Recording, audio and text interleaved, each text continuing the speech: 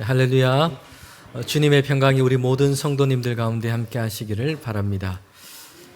우리나라 한반도에는 남과 북을 나누는 그런 휴전선이 가로놓여 있습니다. 이 휴전선과 함께 2차 세계대전 이후에 분단의 상징이 된 것이 있습니다. 베를린 장벽입니다. 베를린은 역사적으로 독일의 수도였습니다. 아주 큰 도시 중에 하나였습니다. 그런데 전쟁 이후에 이 독일이 동과 서로 분단되면서 하나의 도시였던 이 베를린도 동과 서로 나누어지게 됩니다. 처음에는 장벽이 없었어요. 그런데 이 서독과 서베를린이 더 살기 좋고 번영하게 되었습니다. 그러자 이 동독과 격차가 커지게 됩니다. 자유를 찾아서 더 살기 좋은 곳으로 많은 사람들이 서베를린으로 탈주하는 그런 현상이 일어나게 됩니다. 그래서 동독은 경계를 짓는 그런 장벽을 만들게 된 것입니다. 그러다 1989년에 역사적인 이 사건을 맞게 됩니다. 동독과 서독이 서로 자유하게 여행을 갈 수 있도록 보장이 되었어요. 그리고 동과 서를 나누던 이 장벽이 철거되기 시작했습니다. 한 해 뒤인 1990년에는 동독이 서독에 흡수되면서 독일 통일이 이루어지게 됩니다. 오늘 이렇게 분리의 장벽에 대해서 말씀을 나누면서 설교를 시작하는 이유가 있습니다. 오늘 성경 본문에 보면 한 사람의 신앙 안에 있었던 분리의 장벽을 우리는 보게 되기 때문입니다. 이 분리의 장벽은 저와 여러분에게도 있기 때문이에요. 오늘 하나님 말씀을 들으면서 우리 안에 있는 이런 분리의 장벽이 허물어지기를 원합니다. 첫 번째, 우리는 말씀에서 보면 아는 것과 사는 것 사이에 분리가 있다는 것을 보게 됩니다. 신자가 갖기 쉬운 분리의 장벽이에요. 아는 것과 사는 것 사이의 분리입니다. 오늘 본문은 선한 사마리아인이라는 이유로 우리에게 알려져 있습니다. 이 이야기는 예수님과 율법 선생과의 대화에서 비롯되어 있습니다. 어떤 율법 교사가 일어나서 예수님께 질문을 하게 된 것입니다. 아마도 예수님은 여러 사람이 모인 곳에서 강론하고 설교를 하신 것 같아요. 그런데 그 가운데 한 사람이 있었는데 율법 선생이었습니다. 이제 그가 일어나서 예수님께 물음을 던진 것입니다. 우리가 보통 질문을 할 때는 잘 모르는 것이 있을 때, 아니면 이해가 되지 않아서 설명이 필요할 때 질문을 합니다. 그런데 이 율법 선생은 다른 목적이 있었어요. 예수님을 시험하기 위해서였습니다. 그의 마음속에는 악한 마음, 교활한 생각이 있었습니다. 예수님을 곤란한 상황 가운데 몰아넣고자 하는 그런 의도가 있었던 것입니다. 율법 선생은 예수님께 이렇게 물었습니다. 선생님, 내가 무엇을 해야 영생을 얻을 수 있겠습니까? 이 질문은 예수님을 시험에 빠뜨리기 위한 물음이었습니다. 당시 예수님은 이미 사람들 사이에서 관심과 명성을 얻고 있었습니다. 사람들에게 예수님께서는 하나님의 나라를 선포했어요. 뿐만 아니라 병자와 귀신 들린 사람들, 이런 사람들을 치료하시고 회복시키셨습니다. 많은 사람들이 예수님께 몰려갔어요. 주님을 따르는 사람들도 많아졌습니다. 율법 선생들은 이제 새로운 경쟁자가 생긴 것입니다. 그들이 얻었던, 사람들 사이에서 얻었던 명성, 관심, 이 모든 것이 예수님께로 쏠리게 된 것이에요. 그래서 율법 선생이 저 예수라고 하는 사람이 도대체 율법에 대해서 제대로 알고 있긴 한가 시험을 하고자 한 것입니다. 율법 선생은 그래서 예수님께서 사람들 앞에 이런 질문을 통해서 어려움 가운데 그렇게 빠뜨릴 수 있도록 그렇게 질문을 던진 것입니다. 율법에 대한 자신의 학식을 드러내고 싶었던 것입니다. 대답하기 어려운 질문을 통해서 예수님을 공경에 빠뜨리려고 한 것입니다. 예수라고 하는 저 사람은 무면허 돌팔이 선생이고 나는 율법을 정말 제대로 배운 뛰어난 지식과 권위를 가진 선생이다. 이걸 드러내고 싶었던 것입니다. 내가 무엇을 해야 영생을 얻을 수 있습니까? 라는 이 율법학자의 물음에 예수님께서 다시 되물으셨어요. 율법에 뭐라고 기록되어 있고 어떻게 읽고 있느냐? 율법 선생은 자신 있게 자신이 어려서부터 알고 있는 것, 그리고 율법 선생으로 배우고 가르쳤던 것, 이것을 주저없이 대답을 하게 됩니다. 누가복음 10장 27절 말씀입니다. 대답하여 이르되 내 마음을 다하여 목숨을 다하며 힘을 다하며 뜻을 다하여 주 너의 하나님을 사랑하고 또한 내 이웃을 내 자신같이 사랑하라 하였나이다. 그는 신명기에 기록되어 있는 말씀, 이 쉐마의 말씀을 정확하게 제시를 했어요. 유대인이라면 누구나 집에 들어갈 때든 설 때든 앉아 있을 때이든 머리에 박히도록 그렇게 가르치라고 말씀하신 말씀이에요. 자신은 물론 자녀들에게도, 그들의 자녀들에게도 계속해서 가르치라고 말씀하신 그 말씀입니다. 율법교사는 이것이야말로 율법의 강령이요 대주제라고 명확하게 밝힌 것이에요. 예수님이 이제 그에게 말씀하세요. 10장 28절입니다. 예수께서 이르시되 내 대답이 옳도다. 이를 행하라. 그리하면 살리라 하시니. 율법교사는 너무나 잘 알고 있었어요. 그리고 정확하게 대답을 했습니다. 그런데 예수님은 여기에서 그 강조점을 더 뒤로 옮기고 있는 것이에요. 옳도다. 이를 행해라. 말씀하신 것입니다. 예수님은 율법교사에게 이 사실을 분명하게 밝히셨어요. 암기의 문제, 알매 문제, 이해의 문제로 마치지 않았습니다. 행함으로 이어져야 한다고 말씀하신 것입니다. 율법 선생은 물음에 대한 합당한 답을 알고 있었습니다. 암기하고 있었고 정확하게 대답을 했어요. 그러자 이제 예수님은 그에게 말씀한 것입니다. 알고 있는 그 말씀이 너의 삶에서 행해지고 있느냐라고 말씀하신 것입니다. 동과 서를 나누는 이 장벽처럼 율법 교사는 분리의 문제를 안고 있었던 것이에요. 아는 것이 사는 것에서 분리되어 있던 것입니다. 아는 것이 사는 것이 되지 못했던 것이에요. 아는 것과 사는 것 그 사이에 놓인 그 간격, 이것이 율법 교사는 물론 오늘 우리 많은 신자들이 안고 있는 문제입니다. 성경을 공부하고 있고요. 말씀을 읽고 있습니다. 암송도 해요. 저와 같은 목회자들은 성경을 연구하고 묵상하면서 많은 시간 준비를 해서 설교를 합니다. 일주일 동안 신방이나 소그룹 같은 이런 모임을 제외하고 공적인 예배나 기도회에서만 최소 7번에서 8번씩 설교를 합니다. 성도들도 그렇게 많은 설교를 듣고 있는 것이에요. 개인적으로도 성경 공부를 하고 또 성경을 읽기도 합니다. 그런데 듣는 것과 아는 것, 이것이 사는 것이 되고 있느냐? 우리는 생각해 봐야 합니다. 설교를 잘하는 목사보다 말씀대로 살기를 위해서 힘쓰는 목회자가 되어야 되는 것입니다. 계시록 1장 3절에 보면 이렇게 말씀을 하고 있어요. 이 예언의 말씀을 읽는 자와 듣는 자와 그 가운데 기록한 것을 지키는 자는 복이 있나니 때가 가까움이라. 여기서 보면 읽고 듣는 것에 그치지 않고 어떤 사람이 복이 있다고 말씀을 하고 있습니까? 그것을 지키는 자는 복이 있다. 읽고 듣고 그리고 그 말씀을 사는 자가 되어야 한다라고 말씀하고 있는 것이에요. 성경 말씀, 하나님의 말씀은 아는 것뿐만 아니라 이제 사는 것이 되어야 한다고 말씀하고 있는 것이에요. 여러분 성경에 보면 행하라라는 이 단어가 570번 이상 기록되고 있어요. 행함의 문제가 아는 것, 듣는 것, 이것보다 훨씬 중요하다고 얘기를 하고 계신 것입니다. 하나님의 말씀을 아는 것과 사는 것이 분리되지 않고 이제는 아는 것이 사는 것이 되어야 한다고 말씀하고 있는 것이에요. 율법학자의 문제가 바로 여기에 있는 것입니다. 율법에 대해서 공부를 적게 해서 많이 몰라서 그런 것이 아니었어요. 아는 것이 사는 것이 되지 못했기 때문입니다. 알고만 있었기 때문이에요. 정답은 알고 있는데 그 답이 실제로 사는 것이 되지 못했기 때문입니다. 오늘 본문에서 신자가 갖기 쉬운 또 다른 잘못된 분리를 보여주고 있는데요. 그것은 하나님의 사랑과 이웃 사랑의 분리입니다. 예수님께서 율법학자에게 이렇게 말씀했어요. 하나님을 사랑하고 이웃을 사랑해라. 이것을 아는 것에 그치지 않고 행해라. 그러자 율법 선생이 다시 예수님께 물음을 또 물은 것이에요. 사람들 앞에서 자신이 옳게 보이고 싶은 그런 욕심 때문이었습니다. 그래서 예수님께 이렇게 물음을 던진 것입니다. 그러면 내 이웃이 누구입니까? 이 질문에 대해서 예수님이 한 가지 이야기를 해 주셨는데 그것이 선한 사마리아인 비유입니다. 어떤 한 사람이 이제 예루살렘에서 여리고를 내려가다가 강도를 만나게 돼요. 그래서 거의 죽게 되었습니다.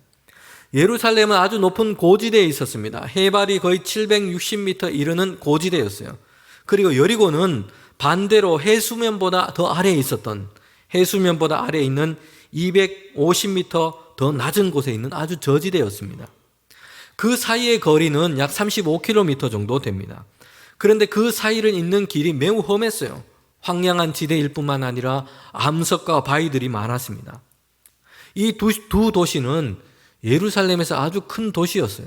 사람들의 이동 인구가 많았던 그런 두 도시였습니다. 그런데 그 길이 워낙 험했고 또한 이 길 가운데는 강도들이 자주 출몰을 했습니다. 강도들이 나타나서 사람들을 해하고 가진 것을 빼앗고 그렇게 폭행을 한 것입니다. 그래서 사람들은 이 길, 예루살렘과 여리고를 이어주는 이 길을 별명으로 피의 길이라고 그렇게 부르기도 했습니다. 워낙 이런 험한 일이 많이 일어났던 길이었기 때문입니다. 그런데 마침 그 길을 가다가 이 강도 만난 사람이 거의 죽게 된 것입니다. 그때 제사장이 이 길을 지나가게 됩니다. 아마 이 제사장은 순번에 따라서 예루살렘에서 성전에서 일을 보고 이제 거주지인 여리고 그 인근 지역으로 내려가던 길로 보여요. 강도 만난 사람, 그 사람을 보게 된 것입니다. 이 사람을 보고서는 이 제사장은 피해서 그렇게 지나갔습니다. 또한 레위인이 그 길을 지나갑니다. 그도 이 강도 만난 사람을 보게 됩니다. 못 보고 지나친 것이 아니라 분명하게 보았어요. 그런데 피해서 지나간 것입니다. 성도 여러분, 이 제사장과 레위인이 누구입니까? 예루살렘 성전에서 예배를 집례하거나 성전 일을 했던 사람이요. 당시 유대인 사이에는 가장 종교적이고 그리고 가장 율법에 따라서 의롭고 정결하다고 생각되었던 부류의 사람들입니다. 그런데 그 사람들이 이 강도 만난 사람, 거의 죽게 된 사람을 보고서는 오히려 피해가고 있다는 것이에요. 우리는 구약 성경에서 제사장과 레위인에 대한 정결법이 있다는 것을 한번 생각해 볼 필요가 있습니다. 레위기 21장에 보면 제사장이 지켜야 할 규례가 있는데요. 여기에 보면 죽은 자를 만지거나 시체를 가까이 해서 더럽히지 말라고 말씀하고 있어요. 제사장은 성소에서 제사를 드리기 때문입니다. 그래서 정결을 유지하도록 한 것입니다. 지금 제사장과 레위인이 강도 만나 거의 죽게 된 사람을 보고서는 피해서 지나갑니다. 아마 그들은 자신들의 이런 모습을 정결 규례를 따라서 항변할 수도 있을 것이에요. 나는 성전에서 예루살렘에서 지금 정결한 예배 이걸 위해서 나는 일해야 되기 때문에 지금 그 사람을 돌볼 수 없다. 이렇게 얘기할 수도 있어요. 그러나 우리는 이 성경 말씀에 보면 이 사람들이 지금 예루살렘에서 여리고로 내려가고 있다는 것이에요. 그들은 지금 성전에 예배하러 올라가고 있는 중이 아니었습니다. 성전의 일을 다 마치고 지금 자신이 거주하고 있는 곳을 향해서 가고 있었던 것이에요. 강도 만난 사람을 피해가면서 제사를 감당하는 고결한 의미에 대해서 말할 수도 있습니다. 그러나 사실은 그의 마음 한편에서는 강도를 만날까 봐 두렵고 이 강도 만난 사람을 돌보는 것이 부담스러운 것이에요. 그냥 자기 길을 가기로 결정한 것입니다. 성도 여러분, 제사장과 레위인처럼 우리와 오늘 많은 성도들이 하나님 사랑이라는 명분으로 이웃사랑을 회피하는 잘못을 범할 수 있다는 것이에요. 그런데 성경에서 지금 뭘 얘기를 합니까? 율법교사가 자신 있게 대답했죠. 하나님을 사랑하고 내 이웃을 사랑하라. 예수님께서 이렇게 말씀했어요. 그대로 옳다 그대로 행하라. 그리하면 살리라. 여러분, 여기에서 하나님 사랑과 이웃 사랑, 사랑하라라는 한 단어로 연결되고 있어요. 더군다나 이 단어 사랑하다라는 이 단어는 아가파오라는 하나의 단어를 사용하고 있다는 것입니다. 하나님의 사랑과 이웃 사랑을 분리하고 있지 않은 것이에요. 더군다나 하나님 사랑과 이웃 사랑을 다른 종류로 등급을 나누고 있지 않아요. 마태복음 26장에 보면 예수님께서 영광 중에 다시 오실 것이라 말씀합니다. 그때에 일어날 일을 비유로 말씀하고 있어요. 목자가 양과 염소를 구분하는 것입니다. 이때 주님께서 뭐라고 얘기를 하셨냐면요, 지극히 작은 자에게 한 것이 내게 한 것이라고 말씀하고 있어요. 병들고 헐벗고 목마르고 이런 이웃, 이런 작은 자를 사랑하는 것과 예수님을 사랑하는 것, 이것을 분리시키고 있지 않으시다는 것이요. 등급을 나누고 있지 않아요. 제사장과 레위인, 그들은 가장 종교적이고 가장 정결하고 가장 고상하게 보이고 하나님을 사랑하는 자처럼 그렇게 보입니다. 하나님 사랑이라고 하는 그런 열심이 그들에게 있었어요. 그러나 그 열심을 이유로 오히려 이웃 사랑을 회피해 버린 것입니다. 그들에게는 율법도 있고 성전도 있고 예배도 있어요. 그러나 죽어가고 있는 저 사람을 살리는 사랑의 능력을 잃어버린 것이에요. 그들의 종교는 죽어가는 이 세상을 변화시키는 사랑의 능력을 잃어버린 것입니다. 이 이야기에서 의외의 인물이 등장하고 있어요. 길을 지나가던 사마리아인입니다. 이 강도 만난 사람을 불쌍히 여기고 기름과 포도주로 상처를 싸매고 그렇게 이 상처를 치료하고 자기 짐승에 태워서 주막까지 데려다가 돌봐준 사람이 있습니다. 주막 주인에게는 큰 돈을 줬습니다. 이 데나리온이라고 하는 돈을 주면서 이 사람을 돌봐줄 것을 부탁을 해요. 이 사람의 건강을 회복시키기 위해서 더 많은 수고를 하고 더 많은 비용이 들더라도 다시 돌아올 때 내가 그 대가를 다 지불해 주겠다고 약속까지 합니다. 이 강도 만난 사람, 이 사람 거의 죽게 된 사람이에요. 사마리아 이 사람이 이 사람을 살리고 돕고 있다는 것이에요. 종교와 율법, 정결과는 거리가 멀고 당시 유대인 사이에서는 아주 죄인 취급을 당했던, 배척당했던 사람들이 사마리아인이었습니다.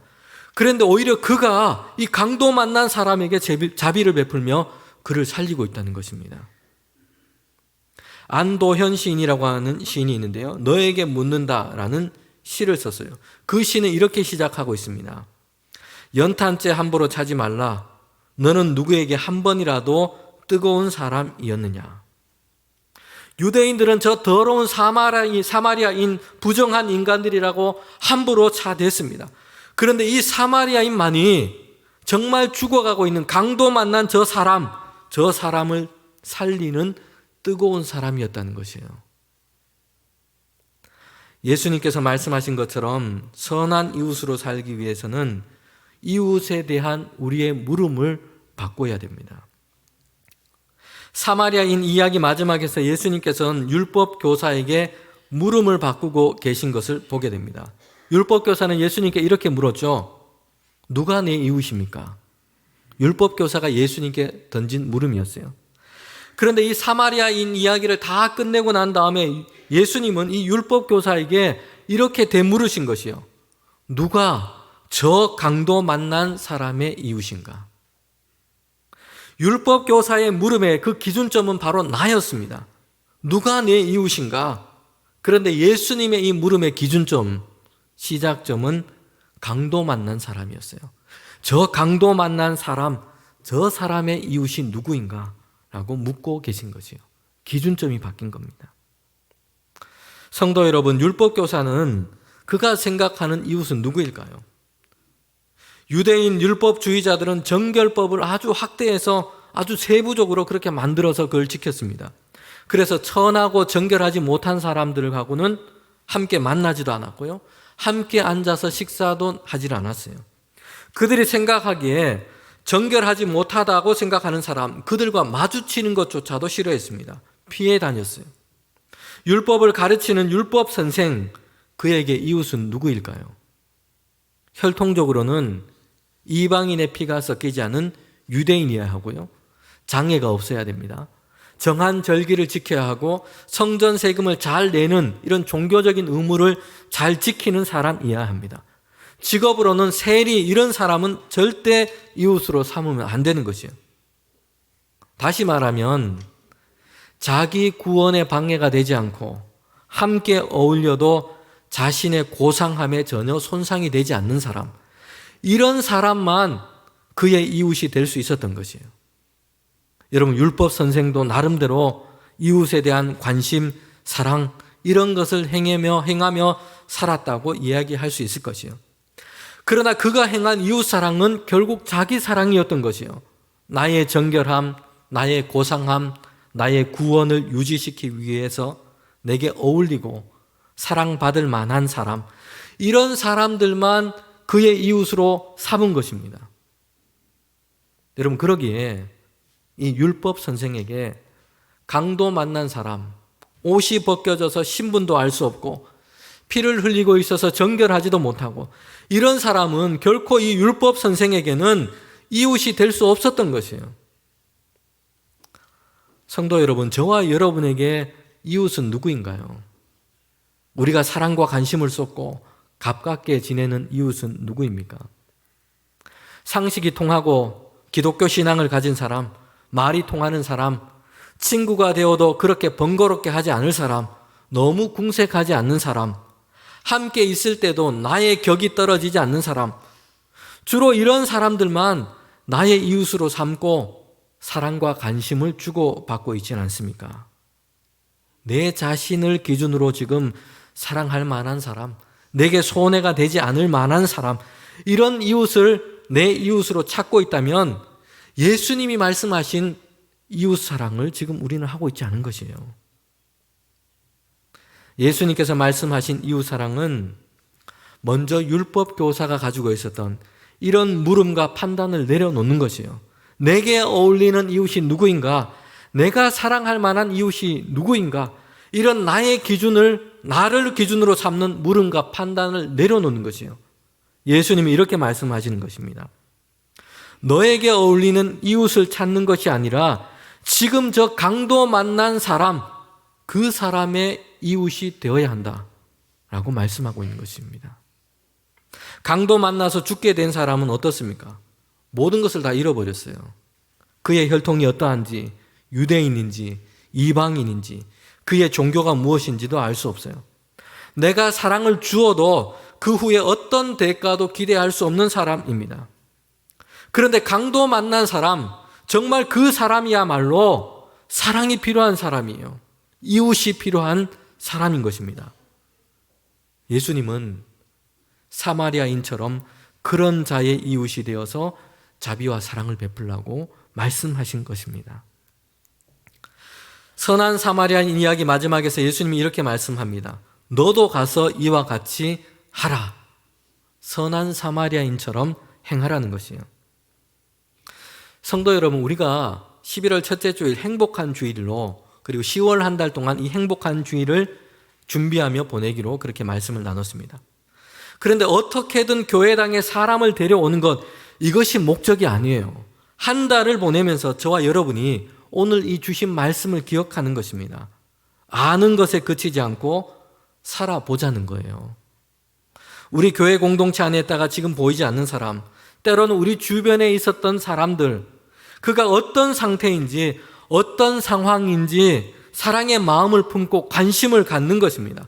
강도 만난 사람처럼 어려움과 공경에 처해 있지 않는지, 마음의 곤고함과 삶의 무거운 짐을 지고 힘들어하고 있지 않는지 관심과 사랑을 가지고 살펴보는 것이에요. 그리고 그 사람에게 선한 이웃이 되는 것입니다. 성도 여러분, 이 선한 사마리아 이야기를 보면서 선한 사마리아인, 이 사람의 모습을 보면 누가 생각이 납니까? 바로 이 이야기를 하고 계시는 예수님이세요. 초대교회의 이 교부였던 어거스틴은 그래서 이 말씀을 이렇게 해석했습니다. 선한 사마리아인은 바로 예수님 자신이시고, 강도 만난 사람은 죄인이었으나 그리스도의 보혈로 살림을 받은 성도들이고 저와 여러분이고, 주막은 교회이다. 다시 돌아올 것이다. 이 말씀은 예수님의 재림을 말한다. 이렇게 해석을 한 것입니다. 여기에서 우리는 오늘 우리가 세상 가운데서 선한 이웃이 되어서 살아가야 할 이유가 있다는 것을 보게 됩니다. 우리가 다른 사람들보다 본성적으로 더 착하고 선하고 이러기 때문에 할 수 있는 게 아니에요. 좋은 일을 더 많이 해서 더 큰 복을 받기 위해서도 아닙니다. 예수 안에서 우리가 살림을 받았기 때문이에요. 강도 만난 자처럼 내에 던져져 있던 우리를 예수님께서 그냥 피해서 가지 않으셨어요. 옷에 피를 묻히는 정도가 아니라 저주의 십자가에 달리시고 모든 피를 쏟으시며 죽기까지 우리를 껴안으신 것입니다.